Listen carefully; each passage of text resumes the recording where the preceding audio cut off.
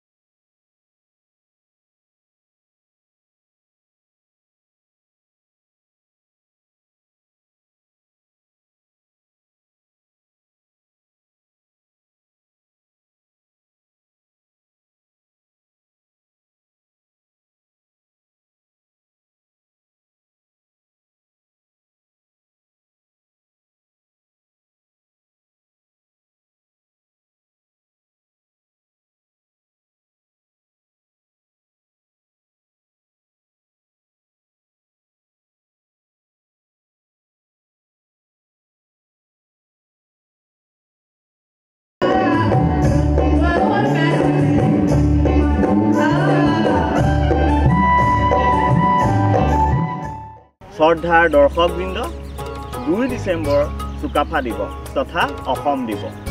এই চুকাফা দিৱস অসমৰ প্ৰতিখন জিলাতে উলহ মালহেৰে উদযাপন কৰিছিল।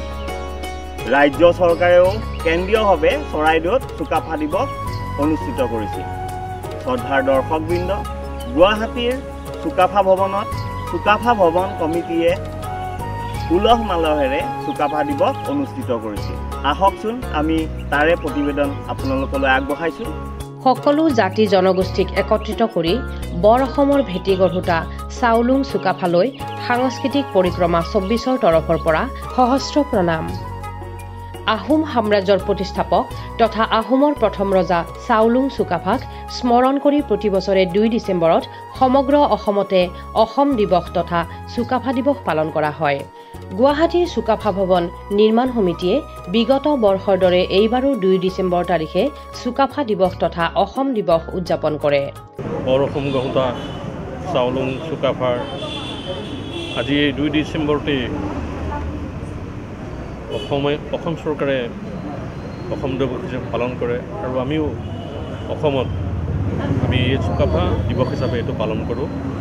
এটা কথা আমি স্বীকাৰ কৰিব লাগিব, এই চুকাফাৰ গুণ গৰিমাৰ বিষয়ে মানুহকটো এটা জনাবৰ কাৰণে বা এটা চিনাকি থাকিবৰ কাৰণে বৰ্তমান চৰকাৰে টিপামত প্ৰায় 80 ফুট উচ্চতাৰ এটা চুকাফাৰ প্ৰতিমূৰ্তি নিৰ্মাণৰ কাম কৰিছে।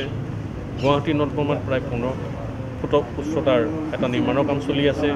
নাজিৰাতো তেনেকৈ প্ৰায় 15 ফুটৰ উচ্চতাৰ প্ৰতিমূৰ্তি নিৰ্মাণৰ কাম চলি আছে। গতিকে আজি সঁচাকৈ আমি আজিৰ দিনটোত আমি গৌৰৱ অনুভৱ কৰিব লাগিব। এইটো হ'বলৈ পাইছে মাননীয় মুখ্যমন্ত্ৰী হিমন্ত বিশ্ব শৰ্মা দেৱৰ কাৰণেহে এইটো হ'বলৈ পাইছে। কিন্তু আগৰ বিভিন্ন চৰকাৰ হৈছে, কিন্তু সেই সময়ত আমাৰ এই আহোম জাতিটোৰ কাৰণে কোনো উন্নয়নমূলক কাম কৰা নাছিল। আমাৰ মানুহ বহুত আছিলে, কিন্তু এই ক্ষেত্ৰত চকু দিয়া নাছিলে। বৰ্তমান উন্নয়নৰ সঁচাকৈ ক'ব লাগিব, বহুত কাম কৰিছে, মানুহ স্বীকাৰ কৰিব লাগিব, ধন্যবাদ আৰু কৃতজ্ঞতা জনাব লাগিব বৰ্তমান চৰকাৰক। তেখেতে কৰা কামবিলাক এইবিলাক যদি মানুহৰ আগত প্ৰচাৰ নকৰে কেনেকৈ হ'ব? তেখেতে ইমান কষ্ট কৰিছে, কোনটো জনগোষ্ঠীৰ কাৰণে কাম কৰা নাই? আমি বৰ্তমান সময়ত আমি সদায় উন্নয়নৰ দিশত চালিব, উন্নয়ন যিখন চৰকাৰে কৰে তেওঁৰ লগত আমি সহযোগ কৰিব থাকিব লাগিব, তেতিয়াহে অসমৰ উন্নয়ন হ'ব। মই এই চেগতেই মাননীয় মুখ্যমন্ত্ৰীদেৱলৈ আজি চুকাফা দিৱসৰ দিনা ধন্যবাদ আৰু কৃতজ্ঞতা জ্ঞাপন কৰিছোঁ। ধন্যবাদ। চুকাফা ভৱন প্ৰাংগণত পুৱা 9 বজাত পতাকা উত্তোলন কৰি মৈদামত পুষ্পাঞ্জলি অৰ্পণ কৰাৰ লগতে টাই ভাষাত চুকাফাৰ শ্ৰীচৰণত প্ৰাৰ্থনা কৰে।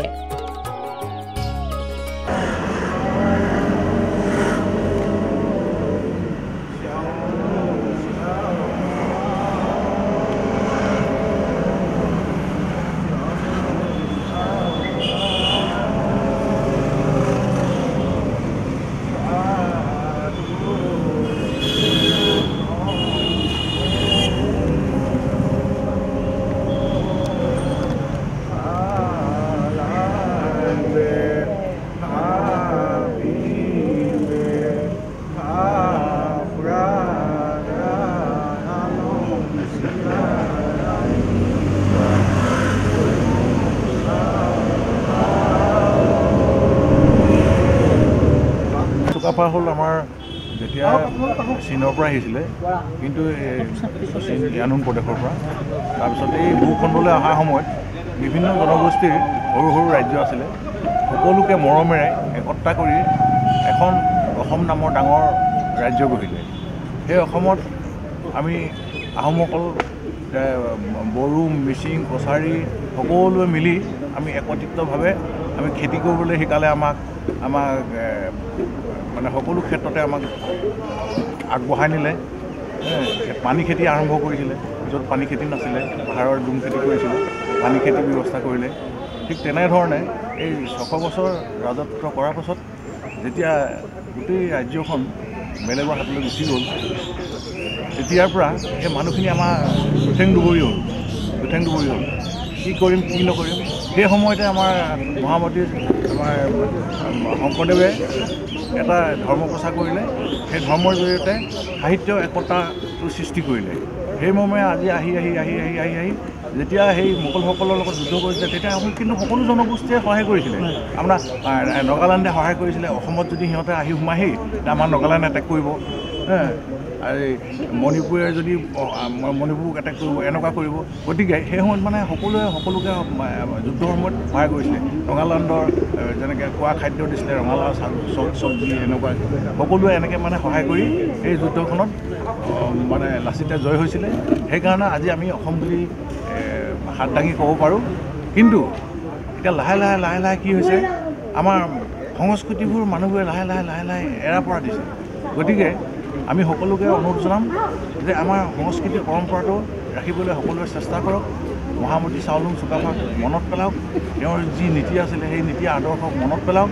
তেতিয়া আমি কি হ'ব পাৰিম, সকলো আমি কৰ্মমুখী হ'বৰ কাৰণে আমি চেষ্টা কৰিব লাগিব, আৰু নিজৰ ওপৰত নিজে ভৰসা কৰি চলিবৰ কাৰণে চেষ্টা কৰিব লাগিব। নহ'লে কিন্তু আমাৰ দিন উকলিছে। 2 ডিচেম্বৰ তাৰিখটো এইকাৰণে নিৰ্ধাৰিত হৈছিলে অসম দিৱস হিচাপে যে আজিৰ এই তাৰিখটোৱে প্ৰায় 800 বছৰ পূৰ্বে 1228 খ্ৰীষ্টাব্দত চাওলুং চুকাফাই অসমত ভৰি দিছিলহি, আৰু তেওঁ যিখন ৰাজ্য তাত নিৰ্মাণ কৰিছিলে, সেই ৰাজ্যখনৰ নিৰ্মাণৰ তাৰিখটো আজি এই 2 ডিচেম্বৰ হিচাপে ধৰা হৈছে। শ্ৰদ্ধাৰ দৰ্শকবৃন্দ, গুৱাহাটীত বৰ্তমান শীতকালীন 2খনকৈ মেলা খানাপাৰাত চলি আছে। প্ৰতিদিন গোষ্ঠীৰ নন্দিনী শীতকালীন মেলা আৰু অসম চৰকাৰৰ চাৰচ মেলা। সাংস্কৃতিক পৰিক্ৰমা 24ত আমি 2খন মেলাৰ আমি প্ৰতিবেদন আপোনালোকলৈ আগবঢ়াইছোঁ। গুৱাহাটীৰ খানাপাৰাৰ গণেশ মন্দিৰ প্ৰাংগণত প্ৰতিদিন গোষ্ঠীৰ অসমী নন্দিনী শীতকালীন মেলা দুদিনীয়াকৈ অনুষ্ঠিত হৈ যায়। মেলাৰ লগত সংগতি ৰাখি এখনি চিত্ৰাংকন প্ৰতিযোগিতা অনুষ্ঠিত কৰা হয়।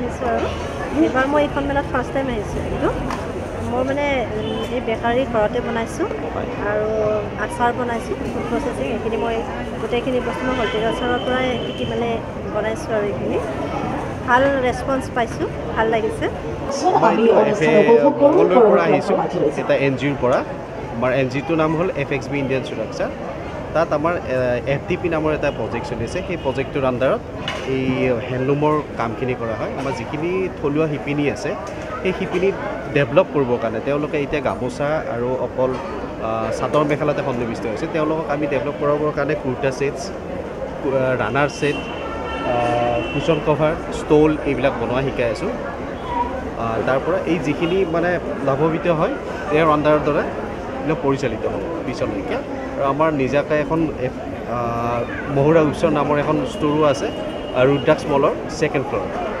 আমি ইয়াতে নন্দিনী উইণ্টাৰ ৱাণ্ডাৰলেণ্ড পাতিছোঁ ইয়াতে বিশেষভাৱে মানে উমেন এণ্টাৰপ্ৰিনাৰ্ছৰ কাৰণে এটা প্লেটফৰ্ম দিবলৈ আমি চেষ্টা কৰিছোঁ ইয়াতে বিভিন্ন ধৰণৰ বিপণী আছে বিপণীসমূহ সকলোৱে নিজৰ ঘৰুৱাভাৱে হাতেৰে তৈয়াৰ কৰা হেণ্ডলুম হেণ্ডিক্ৰাফ্ট বিভিন্ন ধৰণৰ জুৱেলাৰী অসমীয়া সাজ পোছাক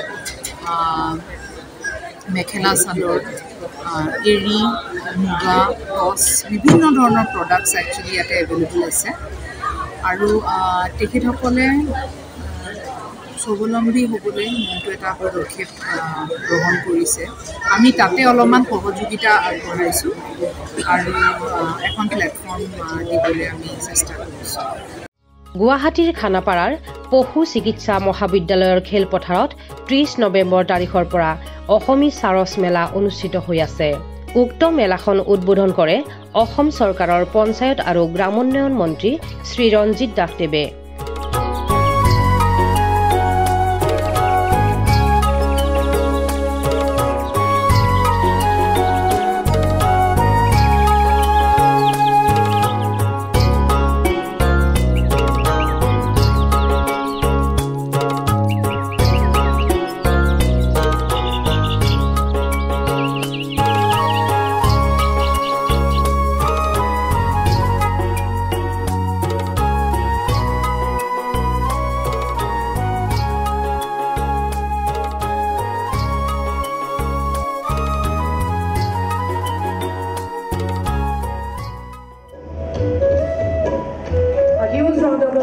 Ladies and gentlemen, once again, for this beautiful, innovative measure of air ceremony.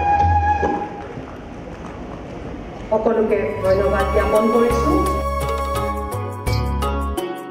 তেখেতে ভাষণ প্ৰসংগৰ জৰিয়তে উক্ত মেলাখনত গুৱাহাটীবাসী ৰাইজৰ সহায় সহযোগিতা কামনা কৰে গুৱাহাটীবাসী ৰাইজৰ প্ৰতিটো পৰিয়ালক আহ্বান জনাইছোঁ যেহেতু আমাৰ 225টাকৈ বিপণী সমগ্ৰ ভাৰতবৰ্ষৰ পৰা আহিছে আৰু তেওঁলোকে যেহেতু হস্ততাঁত সামগ্ৰীসমূহ যিহেতু ইয়াতে লৈ আনিছে বহু কষ্টৰে নিশ্চিত ওপৰত আমাৰ যোৱাবাৰৰ কেইবা কোটি টকা ইয়াতে বিক্ৰী হৈছিলে এইবাৰ আৰু অধিক বিক্ৰী হ'ব কাৰণ এইবাৰ আমাৰ MD নিবেদন পাটোৱাৰী ডাঙৰে যি ব্যৱস্থা কৰিছে আমি আমাৰ গণেশ পাৰ্কত আমাৰ আগতে যিটো ব্যৱস্থা কৰিছিলোঁ তাত একেবাৰে ঠেক পৰিসৰৰ আছিলে কিন্তু এইবাৰ বহল পৰিসৰত এই পথাৰত যিটো ব্যৱস্থা কৰিছে নিশ্চিত ওপৰত আমাৰ প্ৰতিগৰাকী গুৱাহাটীবাসী ৰাইজে আহিব আৰু ময়ো আমন্ত্ৰণ জনালোঁ প্ৰতিটো পৰিয়ালে যাতে আহি নিজৰ সতি সন্তানৰ লগত আহি যাতে আমাৰ এই বিপণীসমূহ পৰিদৰ্শন কৰে শ্ৰদ্ধাৰ দৰ্শকবৃন্দ এই মহিলাসকলক উৎসাহ জনাবৰ কাৰণে আপোনালোকে